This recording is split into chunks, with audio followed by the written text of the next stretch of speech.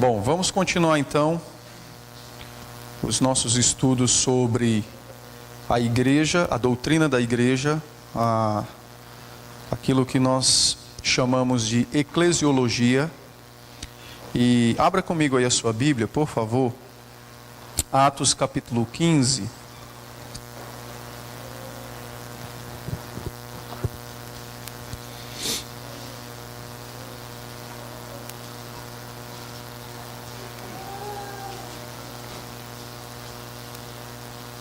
Atos 15.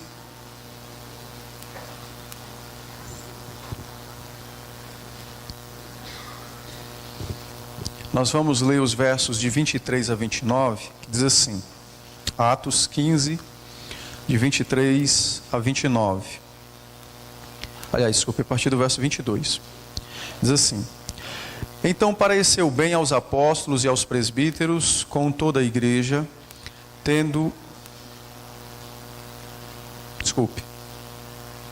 primeiramente tem que ter o parecer de Tiago. Eu pulei aqui o texto aqui. Não, é isso mesmo, perdão, que eu confundi aqui.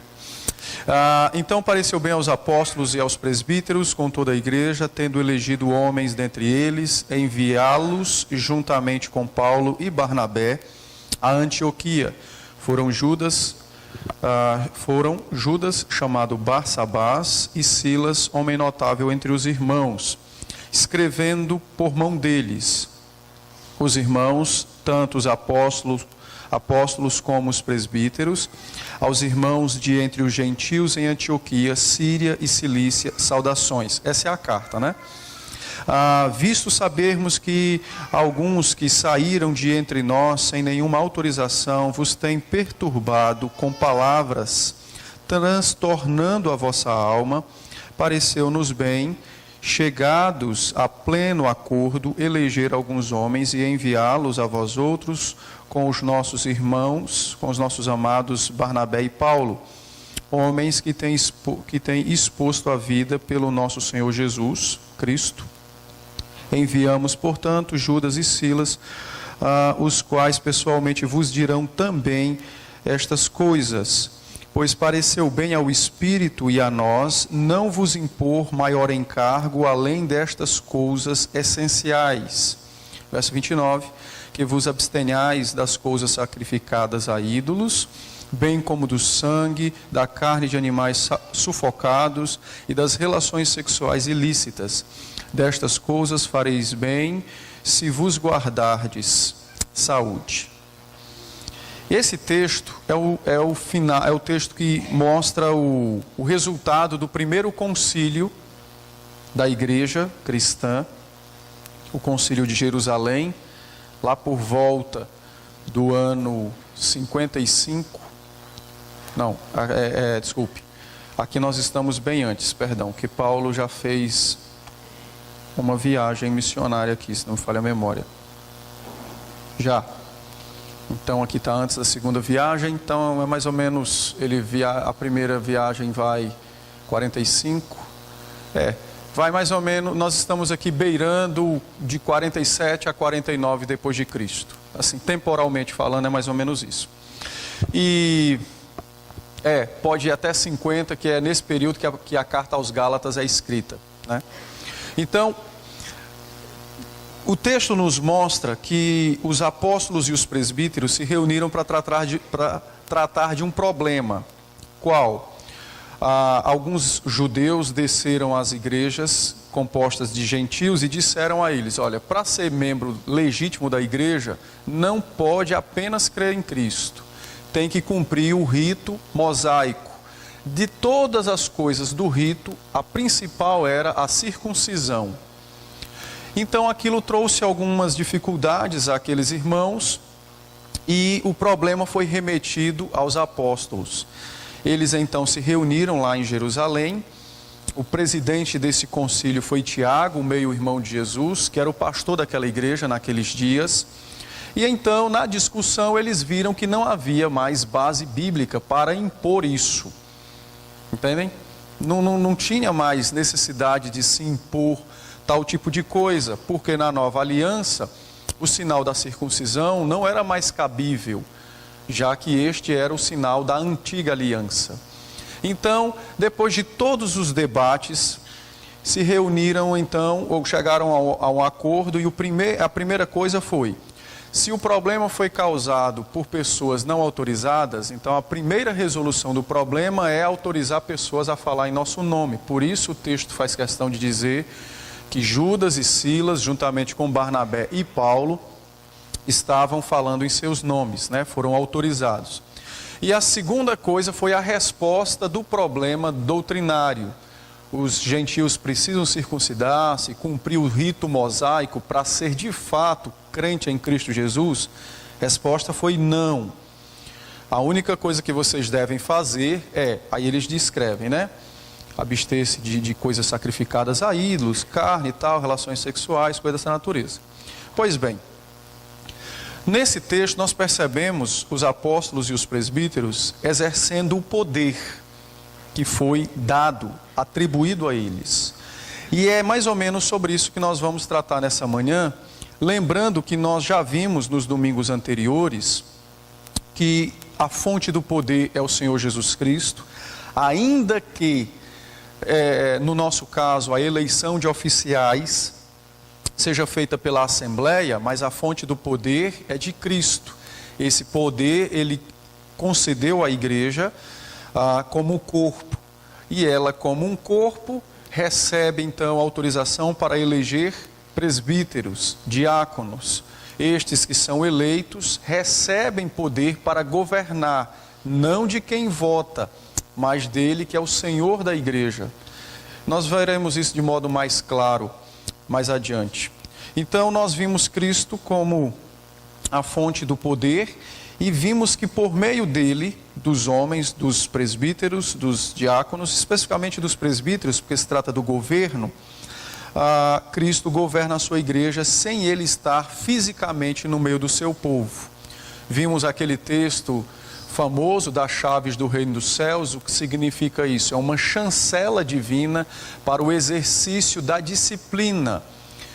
Absolveu alguém de pecados, está absolvido. Reteu essa absolvição, o indivíduo permanece culpado. Vimos que isso não trata de salvação, mas trata daquilo que diz respeito à relação neste mundo, da pessoa com a igreja, da comunhão dos santos.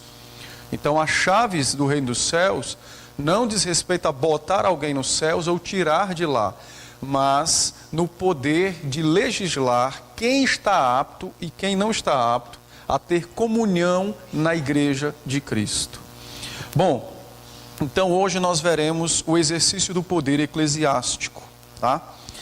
Na nossa Constituição, esse livrinho aqui, todo presbiteriano tinha que ler esse livrinho, especialmente os homens.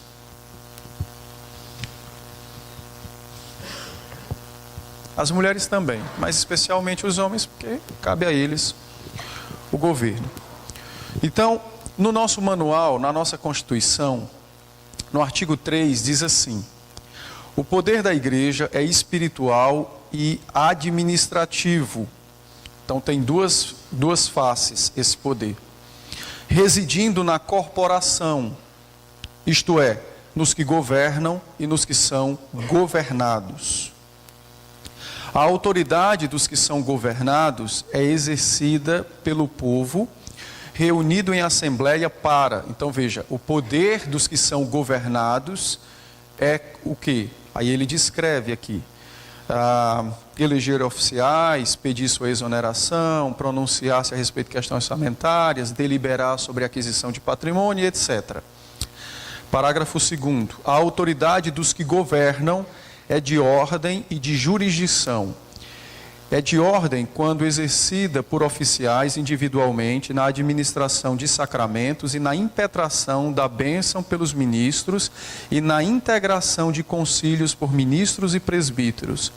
E é de jurisdição quando exercida coletivamente por oficiais em concílios para legislar, julgar, admitir, excluir ou transferir membros e administrar as comunidades, as igrejas. Depois a gente vai ver com mais calma isso aí. Bom, então, o exercício do poder eclesiástico se faz de modo ministerial, que é o que nós vimos a palavra espiritual, ou administrativo, ou seja, declarativo, tá? Ele é ministerial ou declarativo. Isso significa dizer o seguinte, que Jesus Cristo confiou à igreja a autoridade para legislar, mas apenas não confiou a autoridade, para legislar, mas apenas para declarar ou executar aquilo que já está registrado na sua palavra, tá? Fazer a sua vontade revelada conforme se encontra nas Escrituras. Então, o poder da igreja não é para criar coisas, mas é para declarar aquilo que já foi entregue a ela, tá? Que é as Sagradas Escrituras. Tem um livrinho, tem um documento de 1578, que ele reflete bem essa concepção presbiteriana de governo ou reformada, que ele diz o seguinte, o exercício do poder, ele diz o seguinte, acerca do exercício do poder eclesiástico: o poder e política da igreja deve sustentar-se diretamente na palavra de Deus como seu único fundamento e deve ser extraído da pura fonte das Escrituras, ouvindo a voz de Cristo, o único Rei espiritual, e sendo regida pelas leis dele. Isso significa dizer que todo exercício de autoridade na igreja está vinculado às Escrituras e nada pode deixar ou extrapolar a própria Escritura, tá? Então, o poder da igreja se dá nesses moldes, ministerial ou declarativo ou administrativo, e ele reflete tão somente aquilo que nós encontramos na palavra de Deus. A Igreja Católica Romana e a Igreja Anglicana, que é a Igreja da Inglaterra, elas conferem ao clero o direito de legislar sem fundamentação bíblica. É por isso que você encontra doutrinas estranhas às Escrituras, porque na Igreja Católica o clero tem poder para legislar, para criar, fundamentar ensinos, sem que estes estejam fundamentados na Escritura. E é por esta razão, então, que essas práticas eclesiásticas, tanto dos católicos quanto dos anglicanos, elas extrapolam a autoridade eclesiástica que o próprio Senhor Jesus Cristo confiou à igreja. Então, quando nós falamos de poder na igreja, nós estamos nos referindo ao governo de Cristo por meio de homens que tem ou que concedeu a estes homens autoridade para falar em seu nome, mas eles não podem falar ou agir ou criar coisas que estejam além do que está aqui. E a Assembleia precisa ter consciência disso, porque se ela não tiver consciência disso, ela pode confundir a autoridade do ofício com o poder de legislar e pode se submeter a doutrinas estranhas, achando que estas são justas, legais e bíblicas, e podem cometer pecado, ainda que por ignorância, mas não deixará de ser pecado. E por esta razão será passiva de ser disciplinada pelo Senhor. Dá para entender como é que funciona o negócio? Então, tudo que nós formos tratar na igreja, seja de ensino, seja de administração, quando eu falar de administração, não é essa questão de luz elétrica, isso é algo a par. Eu estou falando da vida da igreja, quando formos estabelecer normas para o culto, por exemplo, para a Santa Ceia, quantas vezes deve-se administrar a ceia, isso é um exemplo de administração. Tudo isso tem que estar debaixo das Escrituras, não pode ser contrário a elas, nem extrapolar o que elas nos ensinam, porque se assim for feito, nós estaremos então cometendo um pecado contra a autoridade do Senhor Jesus Cristo, que é Rei sobre nós. Ok? Bom, o governo reformado, então, que é o nosso governo presbiteriano, nós rejeitamos esta pretensão defendida pelos católicos e pelos anglicanos de ter autoridade para regular ensino na igreja.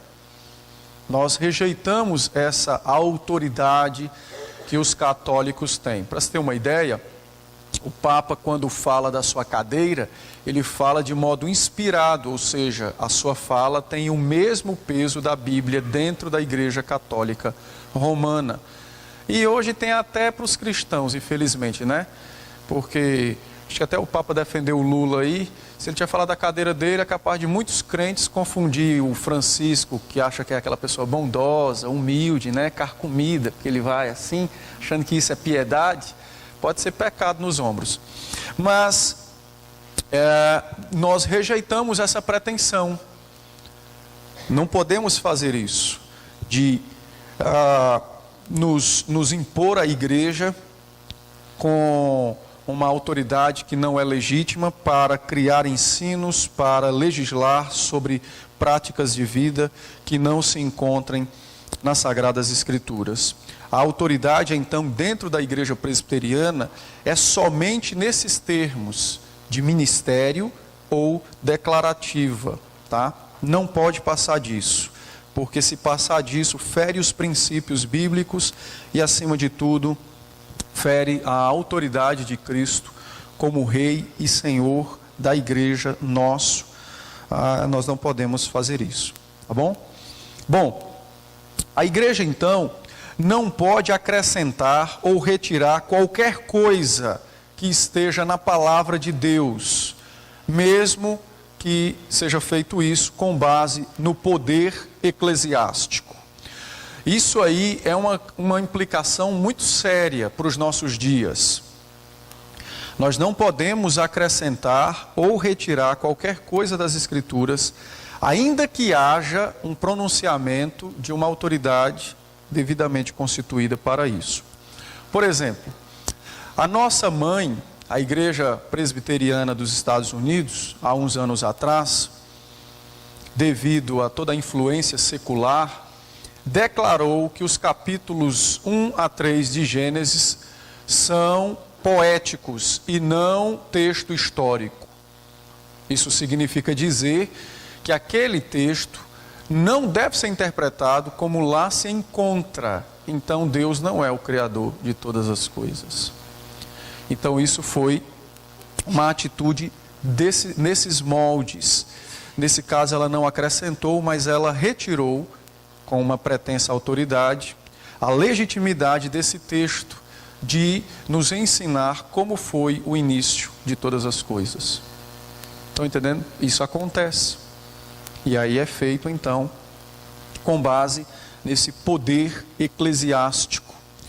Do mesmo modo, a própria igreja, perto de 2010, e infelizmente os presbiterianos da igreja mãe dos Estados Unidos estão se desviando cada vez mais, legitimou então o casamento entre homem e homem, e mulher.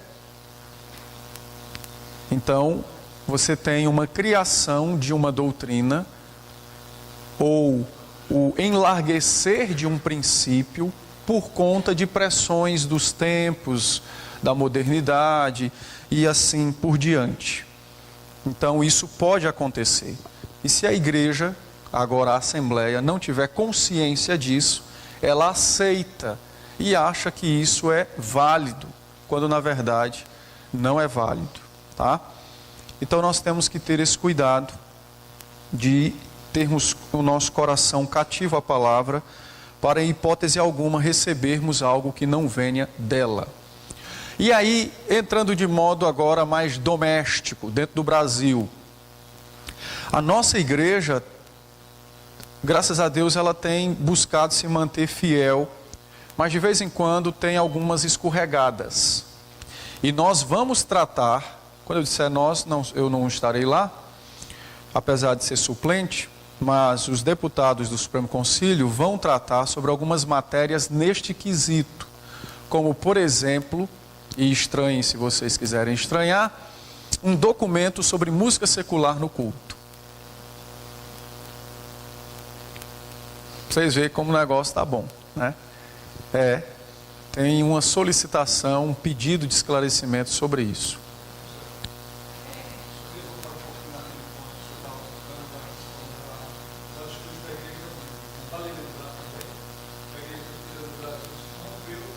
Rompeu seus laços. Sim, sim. Nós não temos laços fraternos com eles, por conta dessas decisões. E também há, hoje, por exemplo, há um documento, que também vai ser tratado esse ano no Supremo Concílio, sobre a pregação feminina, a autorização para as mulheres pregarem no púlpito, ainda que debaixo da autoridade do pastor. Só que você tem textos bíblicos que proíbem tal coisa. Então, a explicação para isso se dá exatamente nos tempos, nos avanços sociais, coisas dessa natureza. E por essa razão, nós temos que julgar a exatidão dessas decisões para nos submeter a elas, tá? Eu vou tratar ainda da autoridade dos concílios, mas você tem que julgar. Então, por isso é importante a igreja saber o que está sendo tratado, saber o que está sendo resolvido, para não ser para nós não sermos os crentes lagartixa, né? Então nós temos que ter esse cuidado. Cristo nos deu a sua palavra e o seu Espírito exatamente para nos fornecer tudo aquilo que era necessário para nos mantermos perto dele e ao mesmo tempo como um escudo que nos impede de sermos afastados dele, ainda que por uma autoridade. E são vários os exemplos que o Novo Testamento registra de falsos mestres, tá? Então você tem isso. Um outro ponto que eu quero também tratar, tomando isso aqui apenas dando exemplo, é que, por exemplo, hoje muitos pastores não guardam o dia do Senhor, o domingo. E aí há um argumento que, quando você escuta à primeira vista, parece muito bom. Esse argumento é de que eles não conseguem entender a transferência do Antigo Testamento para o Novo Testamento de toda a carga de exigências acerca daquele mandamento. Lembrando que essas exigências são as bíblicas, não aquelas impostas pelos fariseus, como por exemplo, você já deve ter lido em Mateus, fulano caminhou uma jornada de sábado. Já leram isso? O que é que significa isso? Os fariseus estabeleceram alguns princípios. Por exemplo, se você desse 200 passos num dia, era válido. Mais de 200 você quebrava o dia. Então, uma jornada de sábado implica em lugar bem próximo. Eu saio daqui e vou até algum lugar, alguma casa aí na rua. Seria mais ou menos isso, né? Então, eles estabeleceram isso. E aí, nós já vimos também na Bíblia, no Novo Testamento, eles eram contrários a curas. Você vê que muitas acusações contra o Senhor Jesus se deu por conta disso, né? Ele curou pessoas em sábado e assim por diante. Bom, então, não é disso que estamos tratando. Nós estamos tratando acerca do rigor do mandamento, ou seja, de ter respeito com esse dia, de tirá-lo para o Senhor, de se dedicar em trabalhos espirituais, de buscar nesse dia maior comunhão, porque nos outros dias o próprio mandamento legitima que nós nos dediquemos ao nosso trabalho, aos interesses deste mundo, né? Deste mundo materiais, né? Então você vai trabalhar, você vai no supermercado, você limpa a casa, você pode ir no cinema, coisa dessa natureza, né?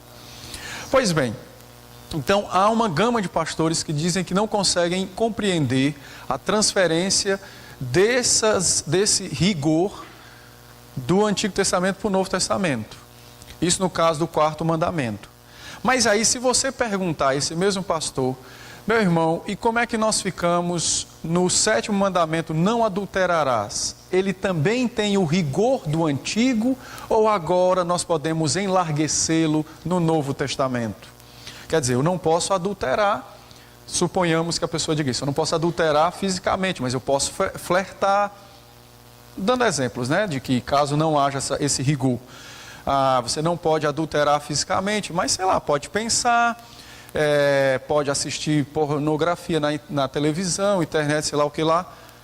Então, por que eu estou dando esse exemplo? Porque, na verdade, muitas coisas são pessoais, gostos, ou a questão de satisfazer exigências dos dias modernos. E aí, então, tenta-se usar um argumento bíblico para legitimar uma ação, um ensinamento, um comportamento, e dizer que isso é bíblico. Eu não vejo na Bíblia, no Novo Testamento, esse rigor do Antigo, coisas dessa natureza. Então, eu só estou dando esse exemplo porque, como autoridades eclesiásticas, os pastores e os presbíteros não podem retirar nada das Escrituras, e nem muito menos acrescentá-las, tá? Isso se dá tanto nas doutrinas, no ensino, quanto na disciplina. Ninguém pode disciplinar um membro por algo que não esteja nas Escrituras. Nós não temos poder para criar pecados. Isso é uma coisa que tem que ficar claro também, né? Temos que ter cuidado com isso. E também não podemos absolver ou transformar algumas práticas pecaminosas em práticas lícitas. Nós não podemos, tá bom? Então, isso se encaixa dentro desse ponto de que o poder eclesiástico, ele é ministerial ou declarativo, tá? Bom, sendo assim, no caso de outras doutrinas, como trindade, salvação, a doutrina do governo da igreja, deve ser crida e obedecida por nós. Por que eu estou dizendo isso? Porque, apesar de não termos, talvez, textos claros nas Escrituras que digam Deus é trino, ou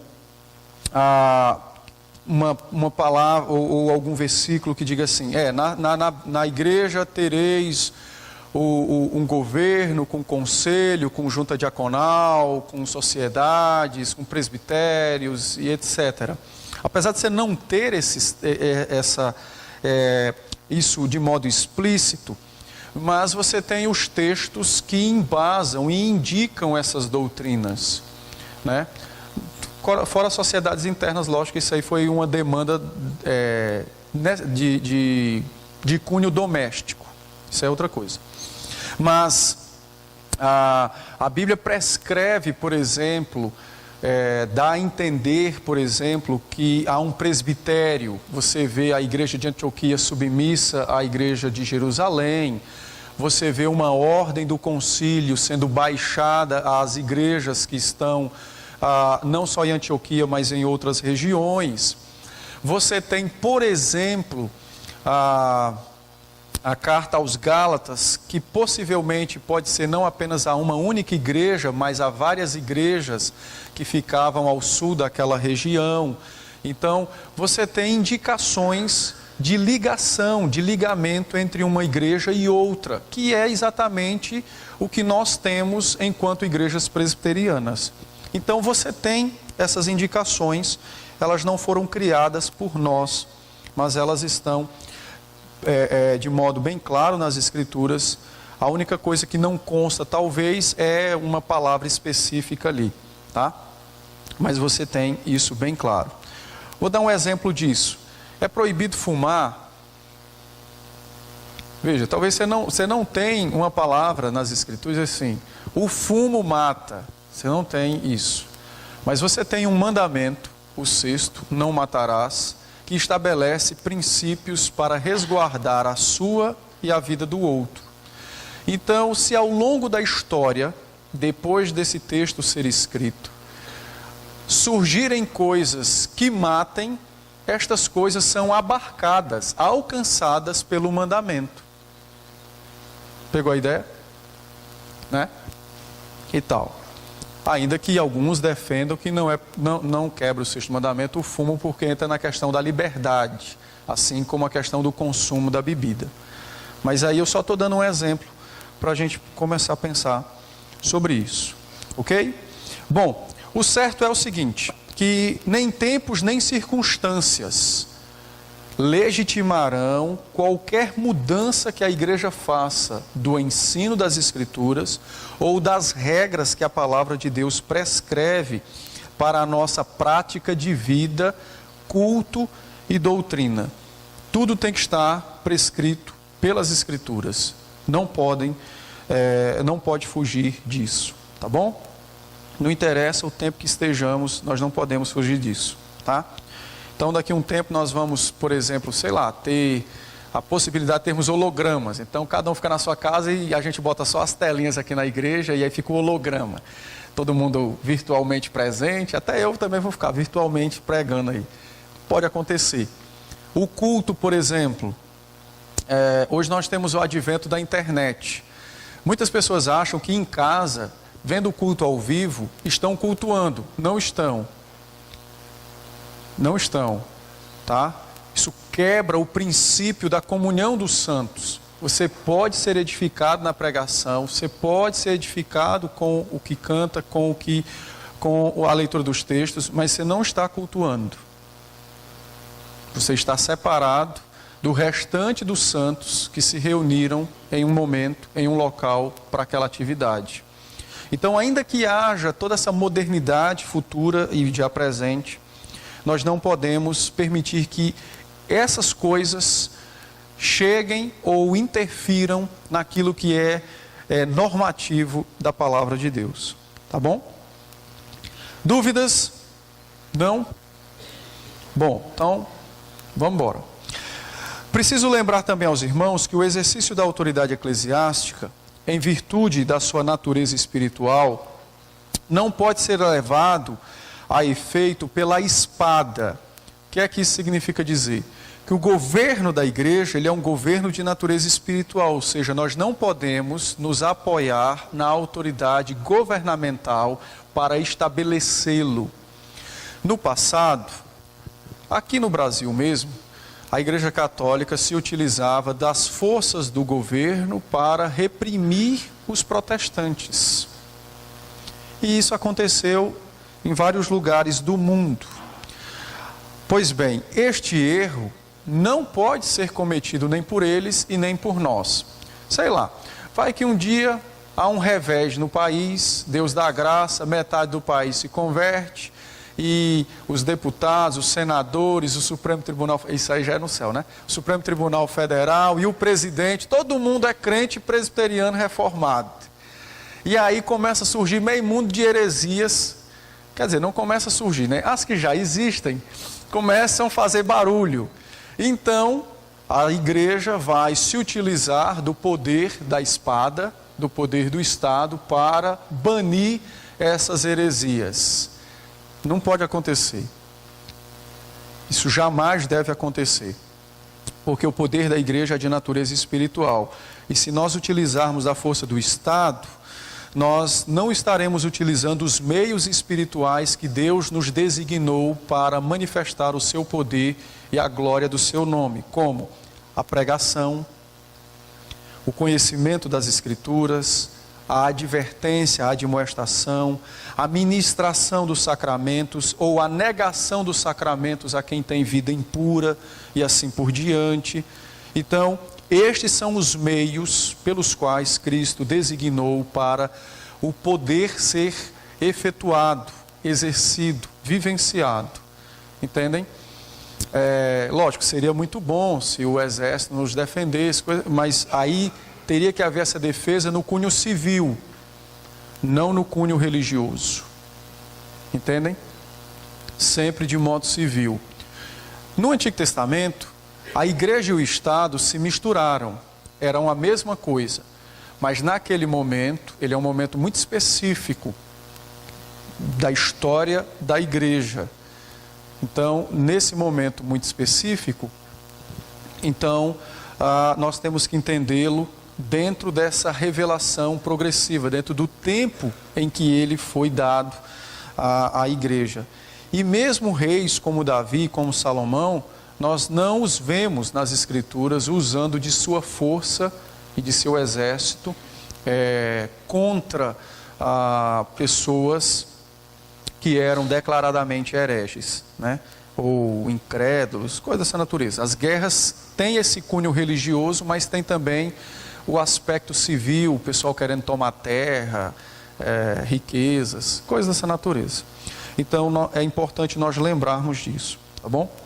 Bom, a natureza ministerial ou declarativa do exercício da autoridade eclesiástica é também reconhecida no artigo 69 da nossa Constituição, tá? Que diz assim, artigo 69.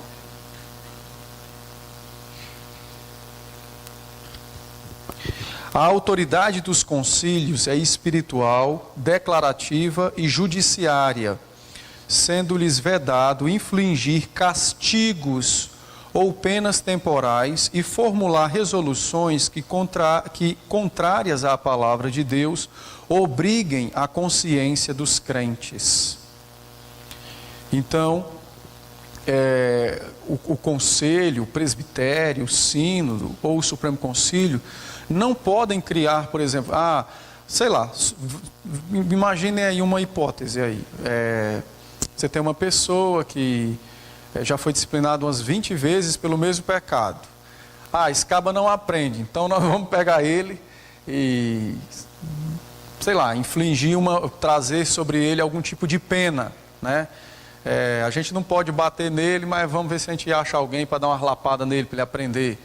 Coisa dessa natureza. Isso não pode ser feito, não pode ser criado castigos, tá?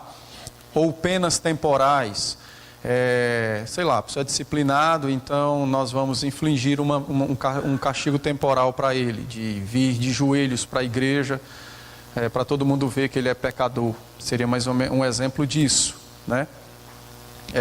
Ficar sem comer uma semana, coisa dessa natureza. Isso não pode acontecer porque ela é contrária às Escrituras. Do mesmo jeito que também não pode criar ou formular resoluções que contrariem ou que obriguem a consciência dos crentes contra a palavra de Deus. Então, vou tentar dar um exemplo aqui. Os exemplos são ruins porque às vezes as pessoas se apegam ao exemplo e não ao princípio.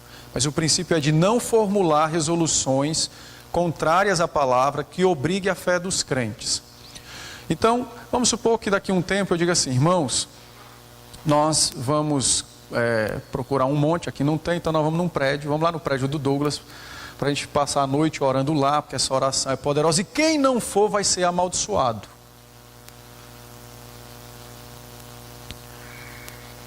Isso é uma resolução que vai obrigar a mente dos crentes, mas isso é contrário às Escrituras. Entende? Então isso não pode ser feito. Nem isso, nem outras coisas que os irmãos podem pensar ou conjecturar aí, tá? Nada disso pode vir por parte do conselho ou do presbitério ou coisas dessa natureza, tá bom? Não pode ser feito nada disso, tá? Bom, a autoridade dos concílios, então, como nós já lemos, tem esse aspecto declarativo, de declarar as Escrituras, judiciário, porque ele vai disciplinar os rebeldes, mas isso tem que ser feito sempre em caráter absoluto de ligação com as Escrituras, ou dependente das Escrituras. Então, se o conselho for disciplinar um membro, ele tem que mostrar o artigo da Constituição que ele infringe, o texto bíblico que dá base para o pecado cometido, ou seja, que mostra o pecado cometido, porque caso contrário, esse tipo de disciplina não é válida e o presbitério pode reverter e punir o próprio conselho, como o sino do presbitério, e assim sucessivamente, se coisas dessa natureza forem feitas. Ok? Dúvidas? Não? Ok, vamos então para a última parte, que nesse caso são os detentores do poder eclesiástico. Na concepção reformada, o poder ou a autoridade eclesiástica é conferida à congregação de um modo em geral, e particularmente aos seus oficiais. Na Igreja Católica Romana, o poder é atribuído por inteiro ao clero, e somente ao clero. Este poder, segundo a Igreja Católica, o clero possui porque lhe é conferido pelas hierarquias superiores, que no fundo, é transmitido pelo Papa, que por sua vez recebeu do próprio Pedro. Não tem na Bíblia que Pedro deu poder a ninguém, né? A nenhum Papa. Mas essa é a concepção católica, que o poder que eles recebem advém de Pedro, o grande Papa na cabeça deles, e Pedro foi confiando a outros e assim sucessivamente. Tá? No nosso caso, não, ele é dado à igreja. Nós não podemos jamais esquecer disso. O poder é dado à igreja, à congregação, sendo que dentro da congregação você tem os que governam e os que são governados, tá? Então não pode jamais esquecer deste princípio. No caso dos congregacionais, os batistas e não os pentecostais, porque na sua grande maioria os pentecostais são episcopais, ou seja, são católicos romanos no seu sistema de governo.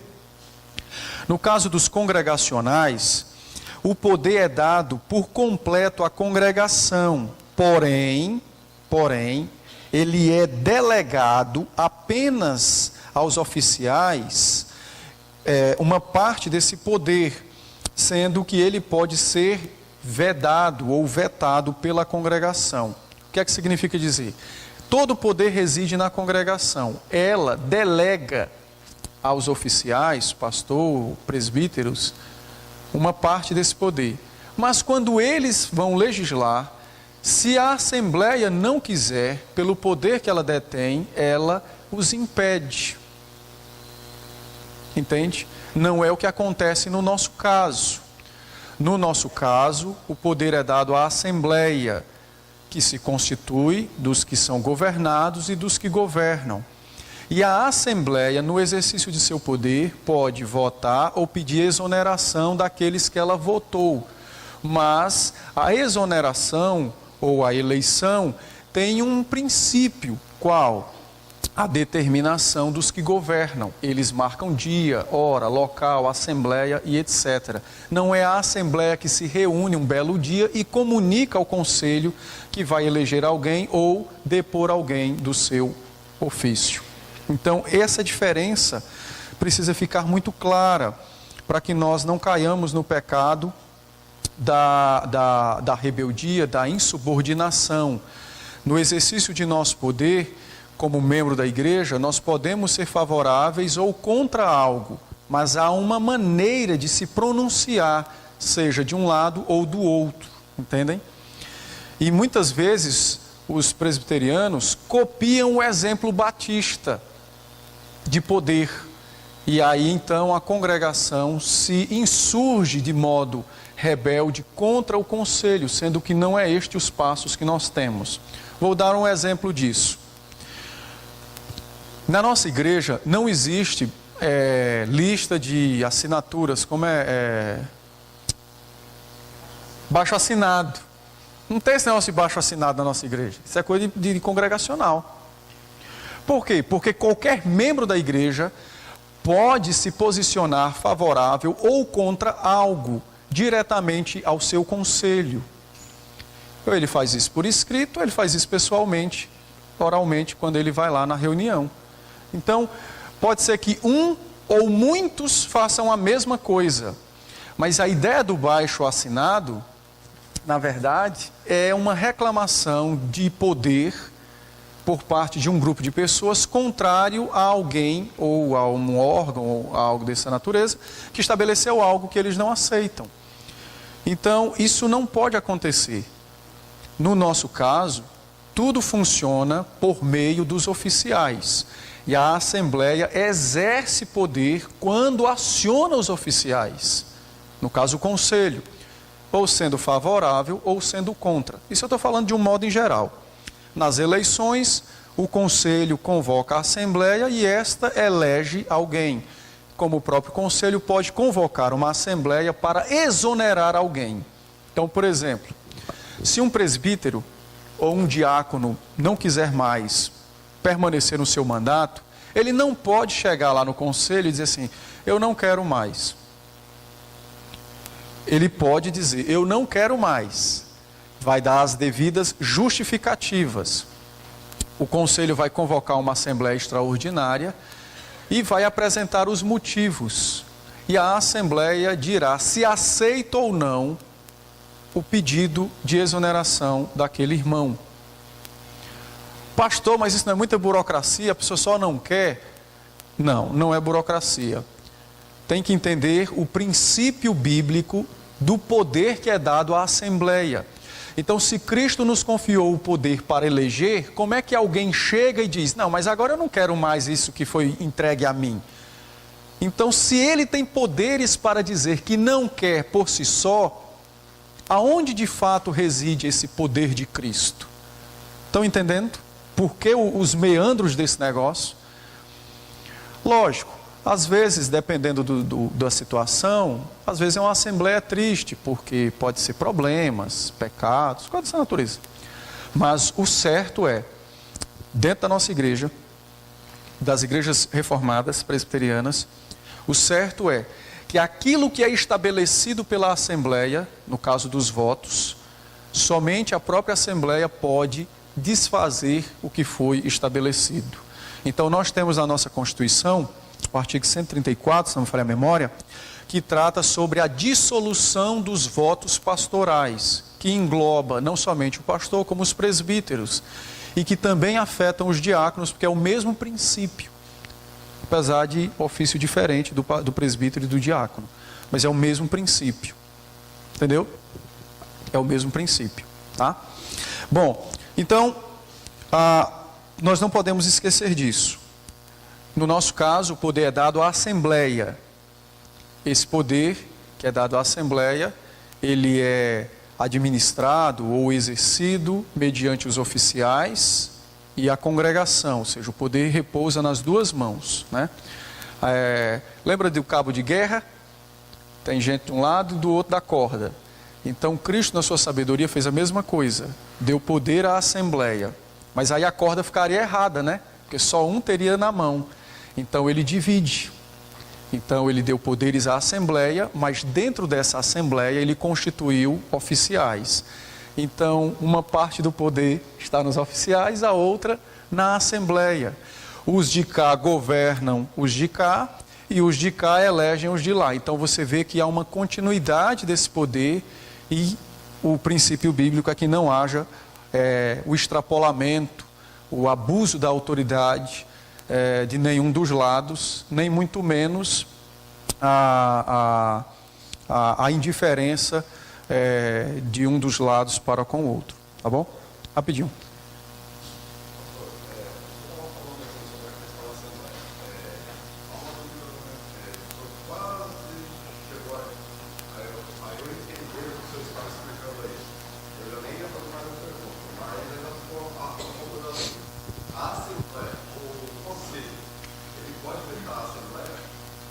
Pode.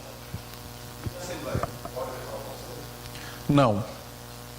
Aí é por uma razão, veja. Por que o conselho pode vetar a Assembleia? Porque foi dado a eles o ofício do governo.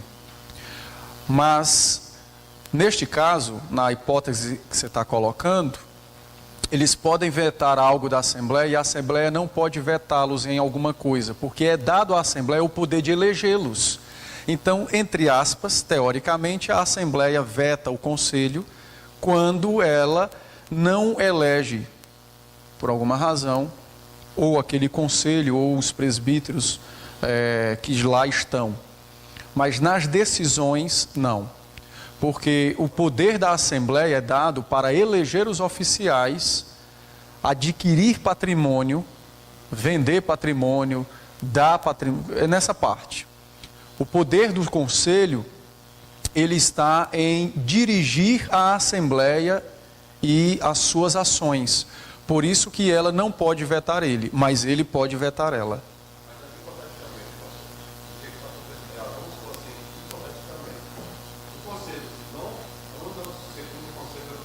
Das Escrituras. Ela vai ao presbitério. Por isso que não existe margem, veja, esse princípio precisa ficar bem claro na nossa mente. nós, os presbiterianos, jamais deveríamos ser insubmissos às nossas autoridades, porque Cristo nos deu toda uma escadinha de defesa quando formos injustiçados.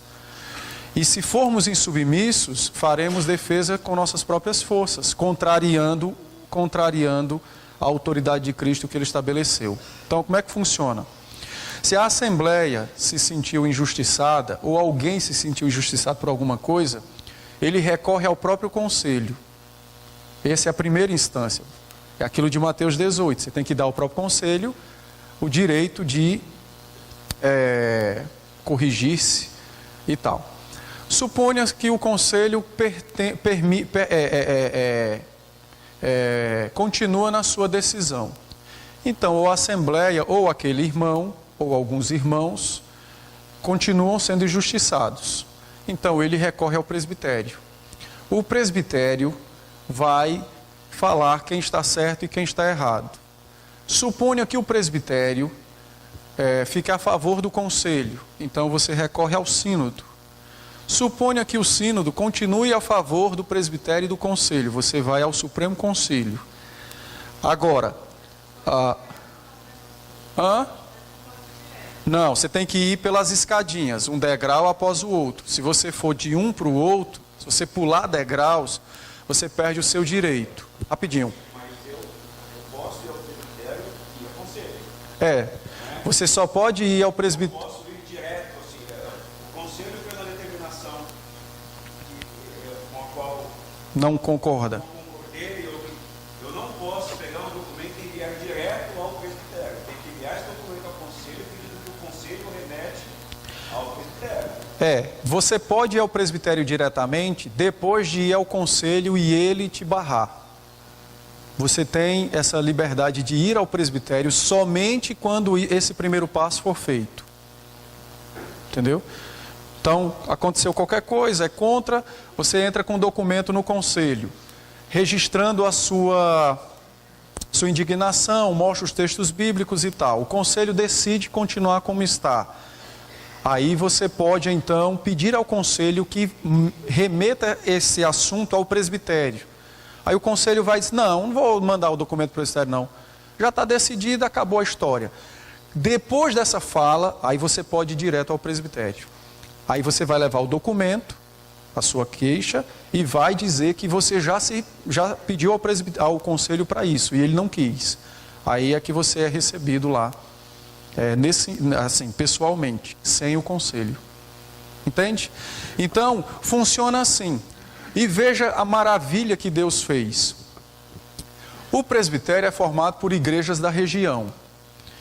Hoje, no nosso caso, geograficamente, a nossa região é grande, mas é pequena.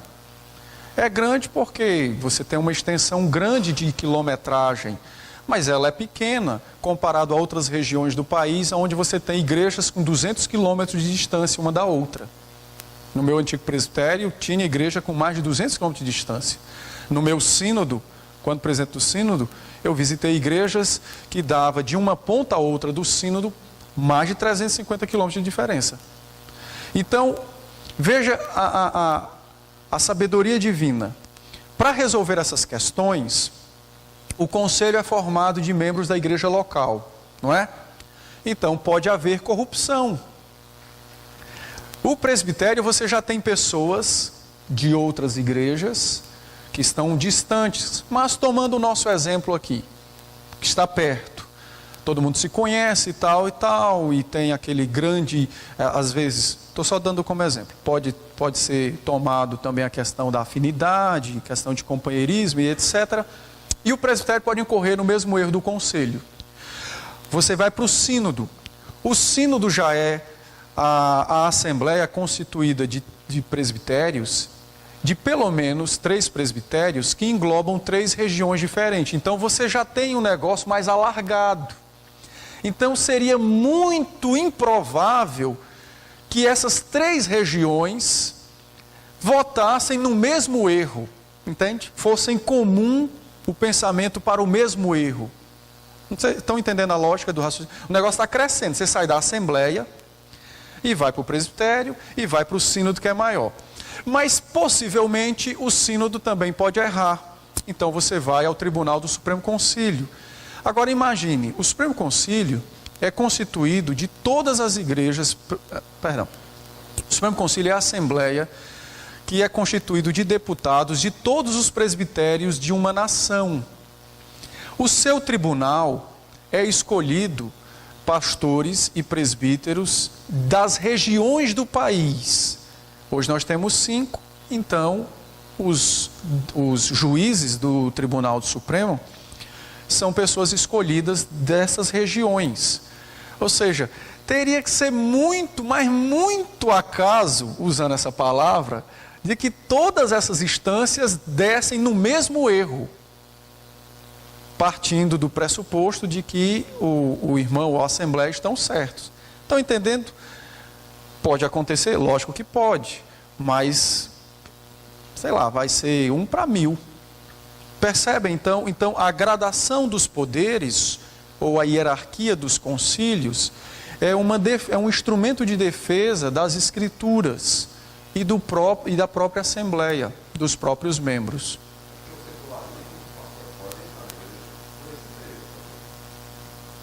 Como?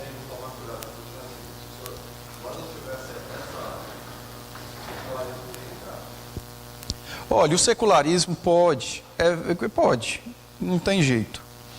Mas o grande perigo que nós corremos, o maior perigo que nós corremos, é de presbiterianos se comportarem como batistas. Por isso que nós temos diversas divisões na nossa igreja, porque a parte que julgou-se ser injustiçada não correu pela estrada que deveria correr.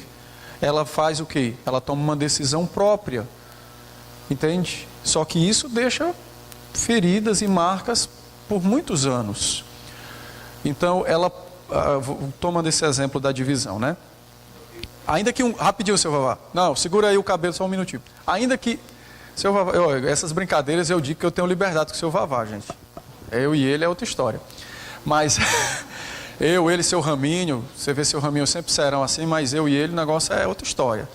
Então, bicho, como é que vai, não sei o quê. Então, isso aí é eu e seu Raminho. Ninguém vai tirar brincadeira com o seu Raminho desse jeito, não. Mas, o negócio é o seguinte. Peraí, deixa eu voltar aqui que... Eu fui embora e fui para o seu Vavá e seu Raminho, esqueci do negócio. Mas o negócio é o seguinte, ainda que o grupo resolva, digamos, sair, sei lá, no caso de uma divisão, ele precisa fazer isso por um modo legítimo. E a escadinha é essa, entende? Porque, por exemplo, se nenhum desses concílios puder apaziguar a situação, então, lógico, vai ser melhor retirar e cada um tocar a sua vida. Mas a ideia de manter sempre a submissão aos concílios é para evitar problemas futuros, para evitar feridas. Nesse exemplo da divisão, entende? Nesse exemplo. Então, o certo é sempre caminhar assim. Leva um tempo, a gente precisa esperar esse tempo, mas ele é importante. Nos faz refletir, pensar melhor, dá direito à parte ofendida e aquela que ofendeu o direito de se restaurarem e assim por diante. Rapidinho, que ele tinha. O senhor falou sobre você deu um exemplo sobre o presbítero que pede para ser honorário, tem que ser remetido à Assembleia. E se a Assembleia recusa o pedido do presbítero, como fica a situação? Boa pergunta, veja. Os irmãos precisam aprender o seguinte, nós precisamos aprender sempre o princípio. O princípio rege os casos. Qual é o princípio que nós temos? O nosso governo, nós temos sempre hierarquias para tribunais, concílios para recorrer. Então não importa o caso, o que importa é o princípio. Então o presbítero vem, pede à Assembleia e diz, não, eu acho que seu motivo não é válido, meu irmão. O senhor deve permanecer no seu ofício. Mas o cara está certo de que não quer. Ele faz o quê? Recorre ao presbitério. E você tem perspectiva constitucional para isso. Ele recorre ao presbitério. O presbitério vai examinar o pedido dele, vai dizer, rapaz, o pedido é válido. Aí ele volta para a Assembleia e diz, não, aceite o pedido. E ele maior pode mandar no menor. Mas ele pode. O presbítero pode fazer isso, entende? Porque às vezes é uma coisa pessoal, não dá para você falar, explicar. E às vezes a Assembleia não entendeu o princípio do negócio, porque a pessoa não quer, entende? Aí ela recusa, aí vai para o sínodo, ou vai para o presbitério, entendeu? E aí vem a determinação. Mas o que nós temos que fazer sempre é isso.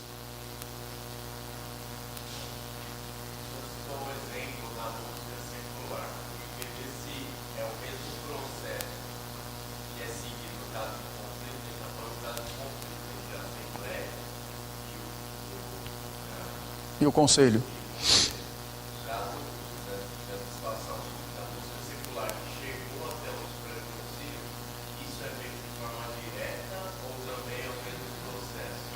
Boa. Seria necessário chegar até o Boa. Ó, nesse caso aí, eu creio que não seja problemas. Nesse caso aí, eu não li o documento na íntegra, mas parece que é uma consulta. Então funciona assim.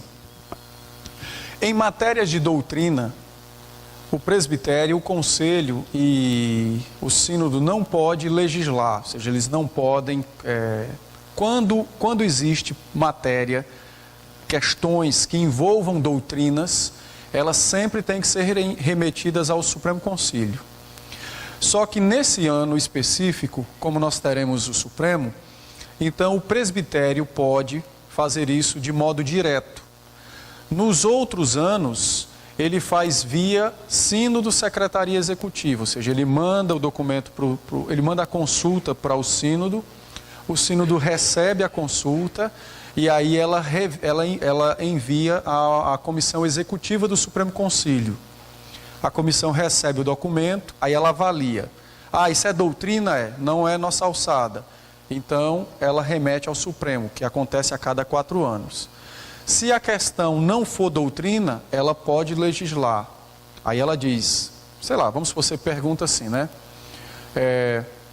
O artigo 3 fala que o poder da igreja é espiritual e declarativo. O que significa esse declarativo? É uma consulta, não é? Então aí a comissão executiva vai dizer, tem lá, o presidente vai escolher os pastores que vão compor uma subcomissão de Constituição e Justiça. Eles analisam e dizem, não, essa palavra significa isso aqui. Pronto, resolvido, aí devolve a quem consultou. Se for doutrina, sobe.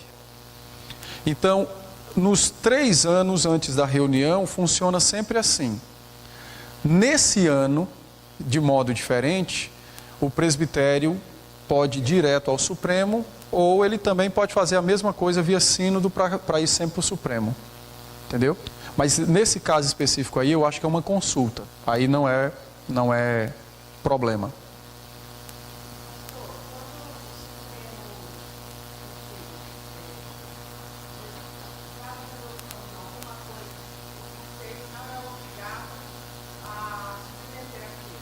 Só se for contrário às Escrituras. Aí, se for contrário, como é que funciona? Veja. Isso. Então, veja, se for contrário, se houver erros nessa decisão, como é que funciona? O conselho vai... Vamos lá. Vou dar o exemplo que nos últimos anos foi o maior exemplo. A unção com óleo. O Supremo Concílio, em 2014... disse que era lícito a unção com óleo. Se qualquer membro da igreja quiser e o pastor aceitar, no caso de doente, o irmão pode pedir para o pastor ungir ele com óleo. Não sei se fazer o sinal da cruz, aí já é onda minha, né? Mas veja, nessa decisão, o membro tem direito, mas precisa ser consultado o pastor para saber se ele aceita. Foi uma decisão do Supremo. Então, quando a decisão foi pronunciada, os presbitérios, em dezembro, que quando se reúnem, receberam documentos de conselhos, ou eles mesmos formularam um documento sendo contrário a isso. Como é que faz? O mesmo processo da escadinha. Então, o documento subiu para o sínodo remeteu à comissão executiva. Eu digo porque eu estava nessa comissão executiva, que esse documento entrou. Quando o documento entrou, então... o documento alegou ilegalidade e contrariedade com as Escrituras. Mas a grande maioria de quem estava lá era a favor do documento. Então, o que é melhor? Responder sim ou não ali? Não, porque aí seria um julgamento meio que imparcial, né? Meio que parcial, desculpe. Haveria defesa de vontade ali. Então, nós fizemos o quê? Não, joga para 2018.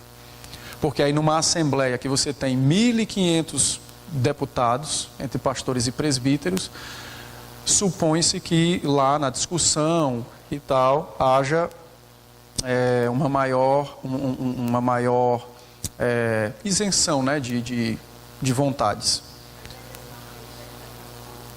Nesse caso, não. Nesse caso, foi o seguinte: quando o documento da unção com óleo entrou,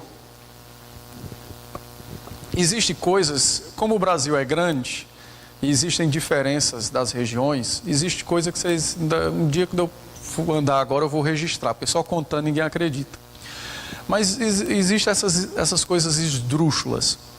Então, quando o documento entrou, teve os debates, e teve os textos bíblicos mostrando e etc. Mas, nesse dia, depois da palavra de um certo pastor, ele tem muita influência na IPB. Então ele disse assim: olha, eu não vejo problemas, eu acho que é uma questão simples e tal, e o pastor pode dizer se faz ou não faz. Aí quando ele disse isso, o restante que o segue votou a favor. Então não foi nem tanto uma questão de interpretação, foi mais uma influência de alguém. Agora, o documento contrário a isso mostra os textos que são, a questão dos catecismos e tal. Aí isso vai ser discutido ainda agora em 2018. No último Supremo nós analisamos lá para quase 1.500 documentos, só para você terem uma ideia. Foi 2 reuniões, e é porque a gente teve uma semana em Natal, de domingo a sábado, e 4 dias lá na sua terra, lá na terra de sua mãe, 4 dias... Foi 4 dias que teve a reunião extraordinária lá. Aí essa eu não fui.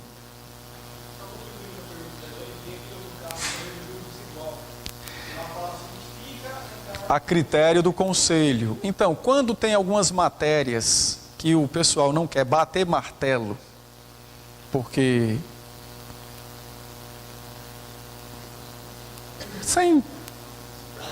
quer agradar. Esse casamento do jugo desigual, casamento desigual, a igreja não proíbe, mas a Bíblia proíbe.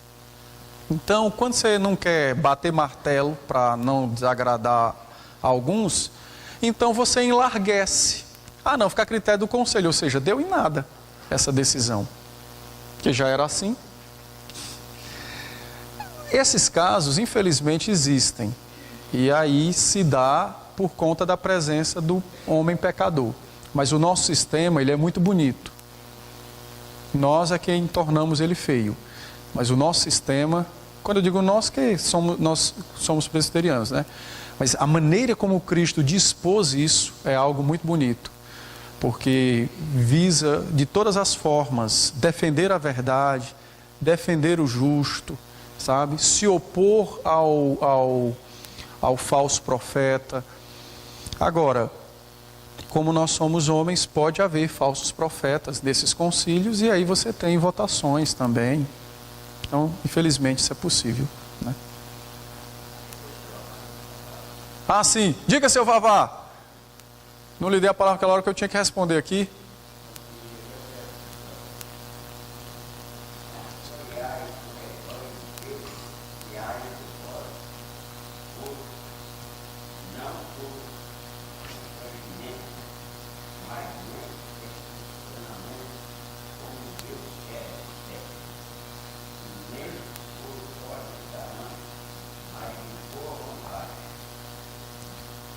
Muito bem, Hebreus 13. Esse é o nosso padrão, né? Infelizmente a gente erra às vezes, mas é isso aí. Valeu, seu Vavá. Ah, é 2 Pedro. Desculpe, eu pensei que fosse Hebreus 13. É 2, não é 1 Pedro, não? Pai, seu Vavá é um monstro sagrado. Ó, essas brincadeiras eu tiro com ele porque a gente pode, viu, gente? Vocês não vão desrespeitar seu Vavá, não, que eu e ele é outra história. Como diz no Nordeste, nós é une e cutícula. Seu Eliseu.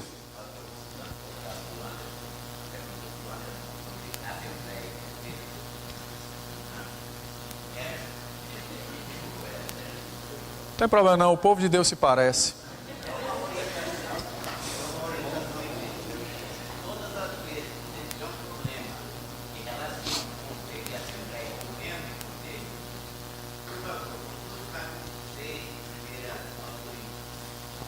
Sim.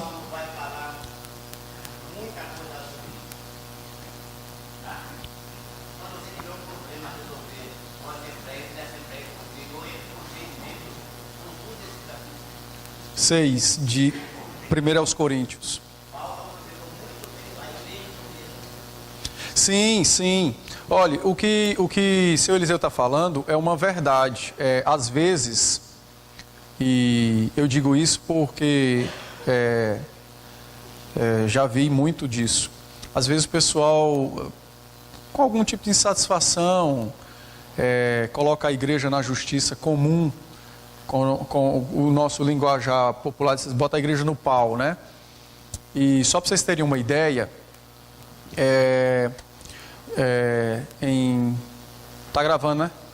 Então, em algum lugar, teve é sério, num exame, eu digo isso porque eu recebi uma consulta de um colega, então, teve um lugar que o conselho estava examinando pessoas para a profissão de fé.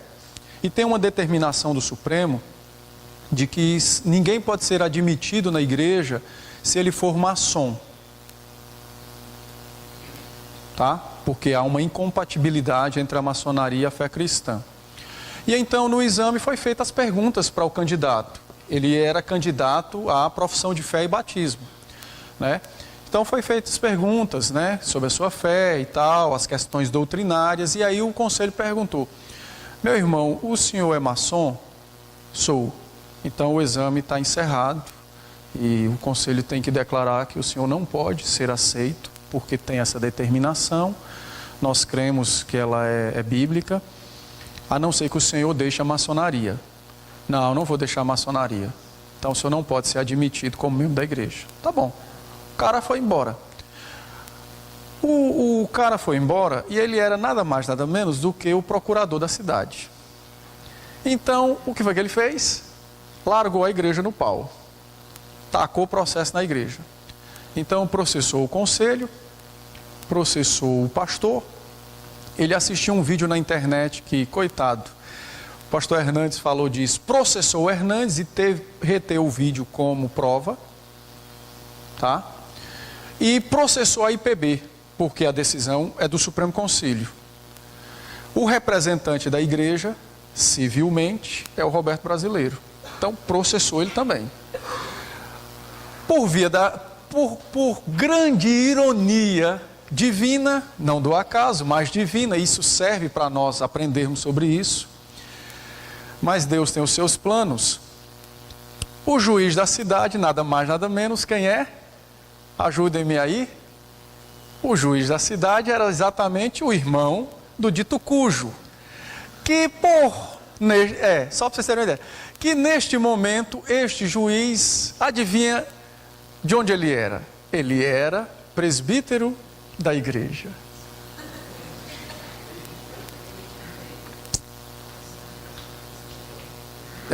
Não pensa que é brincadeira não, que o negócio pega fogo. Então, essas coisas nós lidamos com isso. E o processo foi aceito, eu não sei como está. A nossa igreja tem um grupo de pastores formados em direito, são juristas e que defendem a igreja nessas questões. Mas vira e mexe, você tem problemas contra a igreja, processo, sempre nessa área. Hoje, por exemplo, até hoje eu não sei se tem, mas já tivemos denúncias da igreja não querer aceitar alguém porque ele era afeminado. Vai para a justiça, meu irmão, não se preocupe não. Aí nós temos que provar que é uma questão doutrinária, você tem que levar textos bíblicos, a nossa Constituição, e aí você tem todo um trabalho aí dos advogados para provar. Quando você pega juízes de bom senso, nós ganhamos. Quando não, meu amigo, você entra no pau, não interessa. Igrejas que já vendeu prédios para poder pagar indenizações. Não conta as vezes, nós temos diversas igrejas no país que já sofreram por isso. Por exemplo, vocês estão vendo isso aqui? Isso aqui é passivo de sermos processados pela lei da acessibilidade, não é não, Júlia? A gente examina uma pessoa para profissão de fé e batismo, mas ele é cadeirante. Os que andam sobe e eu batizo aqui em cima. Mas ele, ou eu desço, ou a gente coloca ele lá em cima. Ele se sente ofendido. O que é que ele vai fazer? Taca a igreja no pau. Nós não tem dinheiro, não fazer o quê? Tem que vender o que tem. Você vai fazer o quê? Você acha que o juiz vai dizer, não, a igreja. Igreja com uma pinóia. A maioria é descrente, meu amigo, quer detonar a gente. Então, isso acontece com frequências absurdas na nossa igreja. Eu digo na nossa, por conta da nossa extensão, né? O país inteiro. Então, infelizmente, tem isso, tá? E nós precisamos ter cuidado. Por isso que uma coisa importante é o estatuto da igreja, que o estatuto é a nossa fala jurídica, não é? Júlia e Fábio. E no estatuto nós temos que dizer tudo direitinho, as doutrinas, você não vai expor as doutrinas, mas você tem que dizer quem rege as doutrinas, aonde elas estão, para poder não sofrermos, se futuramente tivermos alguma coisa como essa, algum processo, nós não termos como provar juridicamente que nós não agimos com má fé, ou, sei lá, para segregar alguém, mas por uma questão de fé. Então, o estatuto é importante, tá? Bom, quanto a isso, dúvidas? Seu Vavá, eu vou lhe dar uma notícia que é boa para os presbíteros e ruim para mim. No dia que a igreja é processada, quem entra no pau sou eu. Porque o representante civil da igreja sou eu. Caiu uma telha no pé de alguém, processa a igreja, quem é que vai ser responsabilizado? Eis-me aqui. Só não vou dizer o restante do versículo, né? Mas é desse jeito que funciona. Então, infelizmente é assim.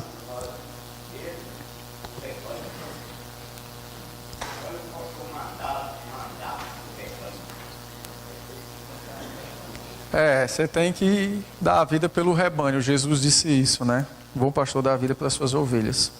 Gente, sem dúvidas ou com dúvidas, mas você vê que é um assunto que a gente precisa conhecer. Nós não podemos ser pegos de surpresa quando essas coisas acontecem, por conta da nossa vivência como membros, coisas acontecem, precisamos saber a maneira como devemos nos portar, tá bom? Vamos orar então para nos despedirmos. Dá-nos graça, Senhor, no nosso retorno aos nossos lares, dá-nos também uma boa refeição, um bom descanso, prepara o nosso coração para o nosso culto à noite, para o louvor da glória do Teu nome, que será expresso por nós em todos os atos do culto. Que o Senhor então seja conosco, tanto no nosso retorno, quanto à noite na nossa vinda, guardando-nos dos perigos e males. Também, se for de Sua vontade, que haja entre nós visitantes, fala ao coração, ministra a palavra a eles, de modo salvífico. E assim então, ó Deus, salva tantos quantos te pertençam.